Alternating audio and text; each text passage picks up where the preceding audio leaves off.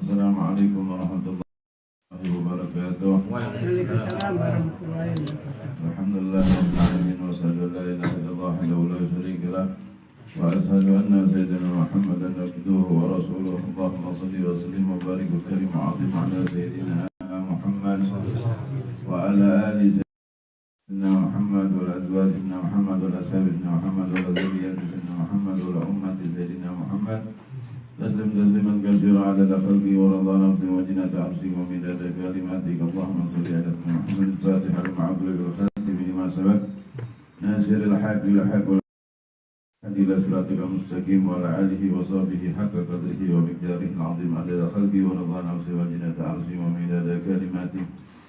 سبحانك لا علم لنا إلا ما علمتنا إنك أنت العليم الحكيم. ربنا اشرح لنا صدرنا ويسر لنا أمورنا يا أرحم الراحمين. اللهم ارزقنا فهم النبيين وحفظ المرسلين وإلهام الملائكة المقربين وارزقنا علما نافعا وقلبا خاشعا وعملا متقبلا ورزقا حلالا طيبا كاسرا مباركا فيك. اللهم انفعنا بما علمتنا وعلمنا ما ينفعنا وزدنا علما يا ارحم الراحمين. اللهم نسألك العفو والعافية والمعافاة دائما في الدين والدنيا والآخرة.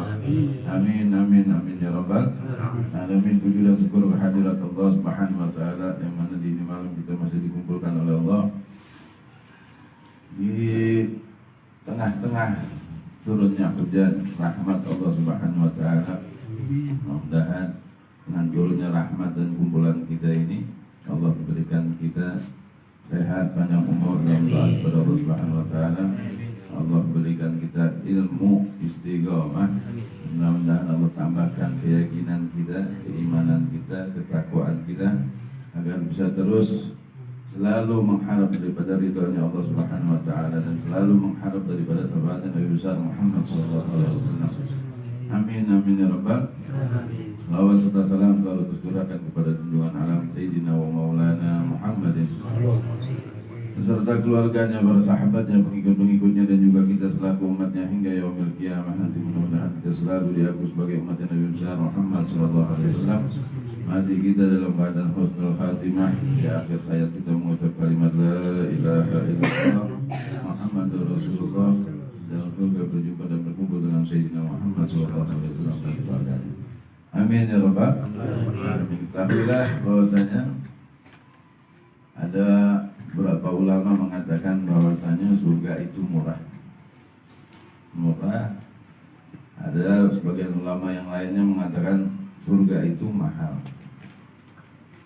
Yang dibilang murah di sini yaitu segala sesuatu yang berurusan dengan agama itu tidak dipersulit, dipermudah, jangan dipersulit. Ibarat kata Islam gampang-gampang aja, jangan digampang-gampang. Contohnya kayak ketika kita berada di kontrakan misalnya, senang lagi di kontrakan. Contohnya lagi di kontrakan, pengen mandi hadas besar, sementara listrik mati, air nggak ada yang ada di bak doang. Dikatakan ada sebagian ulama kalau kita mandi hadas besar lalu percikannya masuk ke dalam air, itu airnya jadi air mustamal, airnya tidak mensucikan lagi. Enggak seperti itu.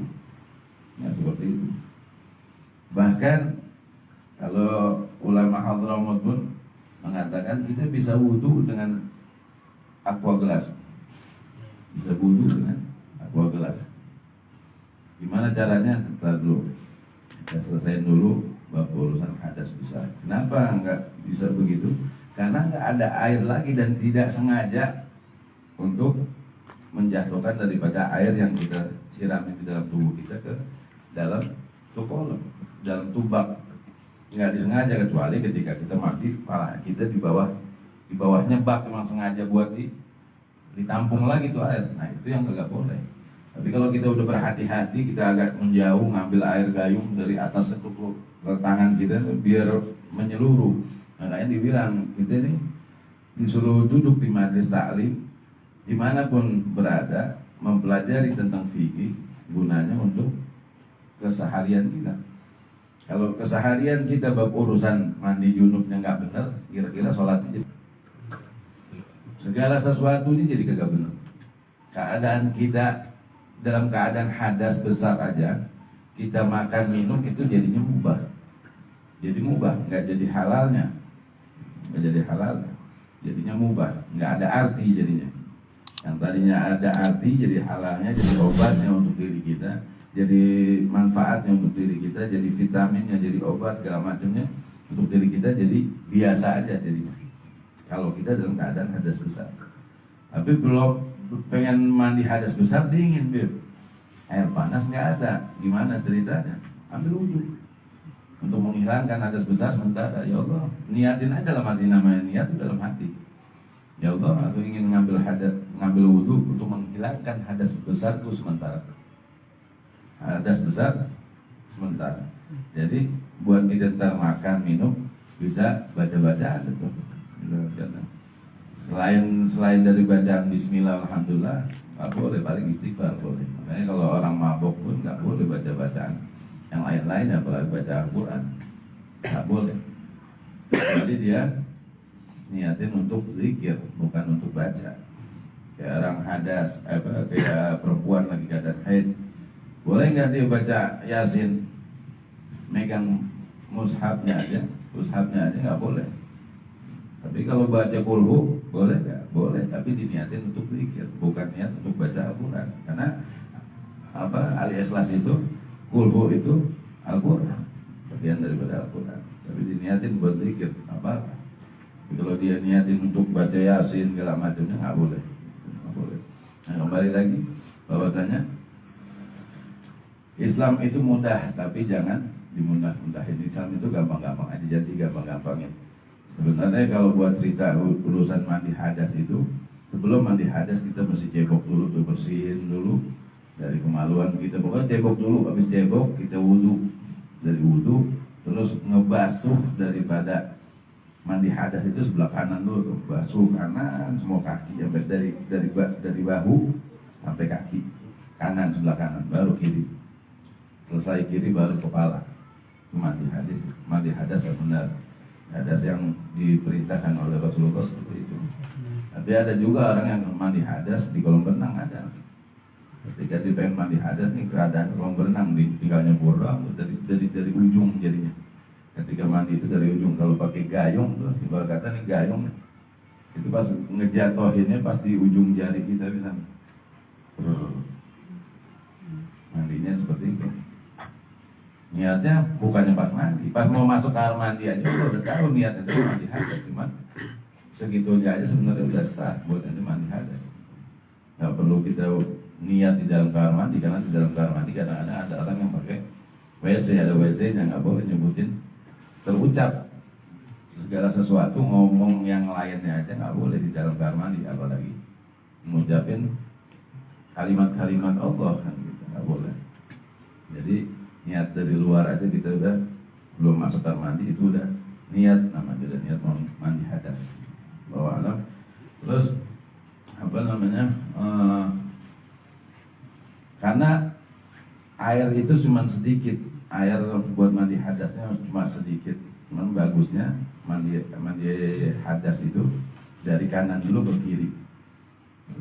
Setelah setelah cebok, setelah wudhu terus mandi hadas. Habis selesai mandi hadas, wudhu lagi nggak? Wudhu lagi, buat nyempurnain kita, buat nyempurnain diri kita. Kalau mau sholat mau apa, jadi nggak perlu kayak kamar mandi lagi. Lakuin hal yang sebenarnya itu seperti itu. Kalau seandainya emang kagak cukup buat airnya karena keadaan mati lampu misalkan, air pas banget nggak diisi lagi. Nah itu secukupnya, daripada kita ninggalin sholat, akhirnya niat kita lakuin itu. Cuma ntar kalau seandainya air keluar lagi, niatin lagi ke mandinya. Allah pun tahu niat kita buat apa, dan kita pengen bersuci di situ. Nah, balik lagi bahwasanya Islam nih ini dipermudah, jangan dipersulit. Gunanya untuk apa? Biar kita ini terlatih dalam hati kita untuk selalu pasrah kepada Allah. Jangan apa-apa tuh kita pikirin dan kita bebanin. Boleh dipikirin tapi jangan dibebanin. Kita serahin semuanya ke Allah. Orang yang banyak duit aja, kalau nggak dikasih pemikiran yang baik sama Allah, nggak bakalan tuh keluarnya baik. Ya, yang tadi Ustaz Muhammad jelasin tuh, Islam tuh nggak cukup dengan sholat 5 waktu, nggak cukup dengan zakat, nggak cukup dengan puasa, nggak cukup dengan pergi haji, nggak cukup dengan itu semua. Jadi Islam tuh yang sempurna seperti apa? Itu yang tadi dikatakan, perhatian sesama muslim. Sampai dikatakan, makanya kalau aneh dari kecil lu diajarin, kalau ngelihat orang yang kita lihat nih orang gila compang camping pakaiannya, ngelihat orang gila itu syahadat, selawat, baca selawat. Barangkali itu Nabi Khidir, barangkali itu malaikat Allah. Tuhan dari kecil lu ditanamin hal seperti itu biar kita sangka baik terus sama orang, jangan pernah buruk sangka sama orang, jangan sampai buruk sangka sama orang. Kalau kita emang nggak kenal, yang kita hindarin, banyakin baca istighfar, baca sholawat untuk menjaga diri kita daripada ngotorin hati, daripada pengurangan daripada amal ibadah kita.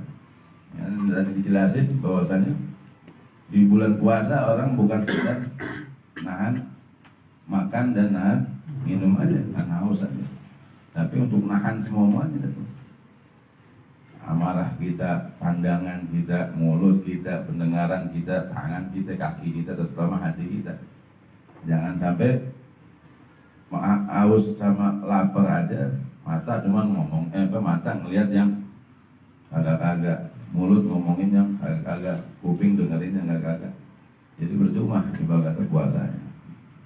Makanya alhamdulillah, ratusan nikmat, alhamdulillah ala kulli hal. Allah berikan kita taufik hidayah, dapat daripada zikiran yang Habib Umar ciptain, yang Habib Umar susun, yaitu ratib. Berarti kalau kita sering baca ratib, berarti bukan kitanya yang pengen, tapi sahibul ratibnya pengen kita mendekatin diri kita kepada Allah dan Rasulnya melalui ini ratib. Nah, ratib ini zikiran yang paling Allah senangi. Nah, satu pendekatan diri kepada Allah dengan cara zikir ratib. Sekarang kalau kita nggak baca ratib, apa yang ente baca? Apa yang buat ente buat ngebenteng ini apa? Yang ada loss, yang udah loss. Kita sadar diri, seperti itu. Karena kita lebih banyak mementingkan dunianya ketimbang urusan Allah. Padahal kalau segala sesuatu kita awali dengan Allah, maka urusan dunia pun dimudahin sama Allah. Permudah sama Allah. Apapun kalau kita menyadarkan diri kepada Allah, itu dipermudah sama Allah. Nah, untuk kita kedepannya tambah baik lagi, generasi kita tambah baik lagi. Makanya kemarin tuh Anda bilang malam Kamis, Anda sempat bilang apa? Ketika kita melakukan sesuatu apapun itu, kebaikan apapun, kayak sedekah, kita ngelakuin hal-hal yang sifatnya ibadah, niatin buat orang tua kita, agar kita mendapatkan daripada ridhonya Allah Subhanahu wa taala. Karena ridho Allah fi ridhol walidin, berbaiklah kepadaku kata Allah. Lakukanlah perintahku yang baik-baik, jauhi daripada laranganku, dan berbaik hatilah kepada kedua orang tuamu. Karena di situ ada ridhonya Allah. Jadi kalau kita di segala sesuatu sedekah untuk orang tua, niatin buat orang tua. 10.000 misalkan, kalau seandainya ente merasa nggak yakin, ya Allah 5.000 buat orang tua saya, 5.000 buat saya dan keluarga saya, nggak apa-apa. Tapi kalau anak memang udah ada niatin dari awal, setelah anak memahami ini ilmu, langsung anak niatkan segala sesuatu apapun yang sifatnya ibadah, anak serahin semua kepada orang tua di pahalanya. Jadi ketika nanti kita punya keturunan, kita punya anak, punya hal yang sama, ketika anak kita nih ngelakuin kebaikan, ngelakuin sedekah segala apapun yang bentuknya mengharap daripada ridhonya Allah, selalu diniatin buat orang tua. Selalu seperti itu. Itu mengajarkan daripada anak kita biar jadi anak yang saleh, yang selalu taat kepada Allah dan Rasulnya, berbakti kepada kedua orang tuanya. Itu bakalan seperti itu, insya Allah. Itu nggak ada nggak bakalan keliru, karena di dalam Islam nggak ada karma. Itu ketika kita buat baik, ketika kita menanam hal yang baik bakal tumbuhnya yang baik. Kalau kita tanam yang nggak baik bakal tumbuhnya nggak baik. Wallahu a'lam. Bisa